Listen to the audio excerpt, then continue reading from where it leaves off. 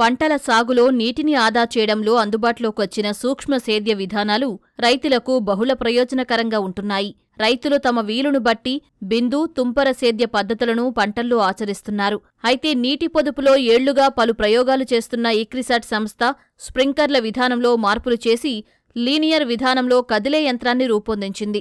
సెన్సార్లతో నడిచే ఈ స్ప్రింక్లర్ల ద్వారా పంటలకు సమపాళ్లల్లో నీటిని అందించవచ్చని, నేలకోతను సైతం అరికెట్టే అవకాశం ఉంటుందని ఇక్కడి శాస్త్రవేత్తలు తెలియజేశారు. ఒక మనిషి సహాయంతోనే ఎక్కువ విస్తీర్ణంలోని పంటలకు సాగునీరు అందించే అవకాశం ఉంటుందని ఇక్రిసాట్ అధికారులు చెబుతున్నారు. మ్యాన్ పవర్ అవసరం లేకుండా తక్కువ లేబర్ ఖర్చుతోటి ఎక్కువ విస్తీర్ణంతో ఇరిగేషన్ ఇవ్వడానికి ఈ వ్యవస్థ మనకు ఉపయోగపడుతుంది. ఇది మనకి చూసుకుంటే సేమ్ స్ప్రింక్లర్ వ్యవస్థలాగానే పనిచేస్తుంది, కానీ ఈ వ్యవస్థ మనకి ముందుకు వెనుక కదులుతుంది. సో మనకు 100 మీటర్లు కానీ 200 మీటర్లు కానీ 300 ఈవెన్ మనకి వ్యవస్థ అనేది ఈ ఫీల్డ్ అనేది రెక్టాంగిల్ కానీ స్క్వేర్ షేప్లో కానీ ఉంటే మనకి 1 కిలోమీటర్ వరకు కూడా ఈ వ్యవస్థ అనేది ముందుకు వెళ్తుంది. సో దీని ద్వారా మనం తక్కువ టైంలో ఎక్కువ ఎఫిషియన్సీ తోటి మనం ఇరిగేషన్ ఇవ్వడానికి ఇది ఉపయోగపడుతుంది. మనకి మొదలు సిస్టమ్ అనేది ఏర్పాటు చేసుకోవడానికి కొంచెం ఖర్చు ఎక్కువగానే అవుతుంది. సో ఒకసారి మనం సిస్టమ్ ఏర్పాటు చేసుకున్న తర్వాత ఒక మనిషి మనకు సరిపోతారు. ఈవెన్ 100 ఎకరాలు పారించాలనుకున్నా కూడా మనకు ఒక మనిషితో సరిపోతుంది. ఇది సాధారణంగా అయితే సమాంతరంగానే పనిచేస్తుంది. కొంతవరకు స్లోప్ అనేది ఓకే, కానీ మరీ ఎగుడు దిగుడుగా ఉన్న నేలలో దీనికి కొంత ఇబ్బంది ఉంటుంది. లీనియర్ ఇరిగేషన్ వ్యవస్థ అనేది ఇక్రిసాట్కి 1992లో తీసుకురావడం జరిగింది. సో అప్పుడున్న శాస్త్రవేత్తలు వాళ్ళు బాగా కృషి చేసి ఇది తీసుకొచ్చారు.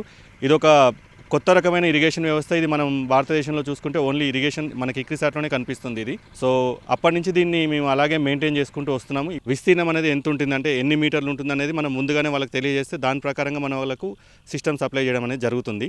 ఇప్పుడు మన దగ్గర ఇక్రిసాట్లో చూసుకుంటే వెడల్పు అనేది 200 మీటర్లు ఉంటుంది, పొడవు అనేది 300 మీటర్లు ఉంటుంది మనకి.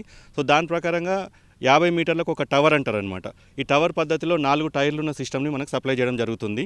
దీనిలో మొత్తం మనకి 72 స్ప్రింక్లర్స్ ఉంటాయి. మొత్తం ఒక్కొక్క స్ప్రింక్లర్కి మధ్య దూరం అనేది 2.7 మీటర్లు ఉంటుంది.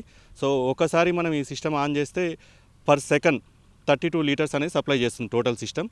ఈ స్ప్రింక్లర్ వచ్చేసి 0.45 లీటర్స్ వాటర్ అనేది సప్లై చేస్తుంది.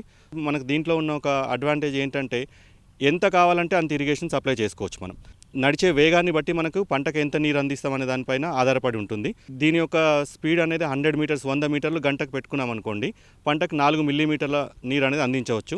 ఒకవేళ మనం పంటకి 20 మిల్లీమీటర్ల నీరు అందించాలంటే గంటకి 30 మీటర్ల చొప్పున దీన్ని మనం అడ్జస్ట్మెంట్ చేసుకోవచ్చు అనమాట.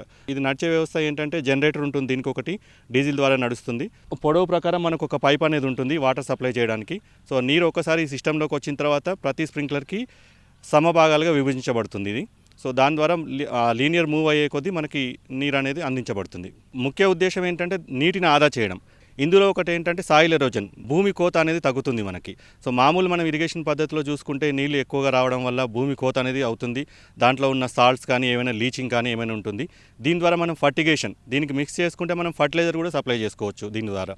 లేకపోతే కెమిగేషన్ పురుగుల మందులు కూడా దీంట్లో సప్లై చేసుకున్న తర్వాత మనం పంటకు సప్లై చేసుకోవచ్చు. సో మనకు దీంట్లో ప్రతి టవర్ దగ్గర మనకి సెన్సర్స్ అనేవి ఉంటాయి, మోటార్స్ ఉంటాయి. ఒక దగ్గర ఎక్కడైనా ప్రాబ్లం వచ్చిందంటే అది సెన్సార్స్ ద్వారా మనకి ఇండికేషన్ అనేది వస్తుంది, లైట్ అనేది మనకి రెడ్ ఇండికేటర్ వస్తుంది. ఎక్కడైనా ప్రాబ్లం ఏర్పడితే వ్యవస్థ అనేది ఆగిపోతుంది, ముందుకెళ్ళదు, మనకి ఎలాంటి ప్రాబ్లం అవ్వదు.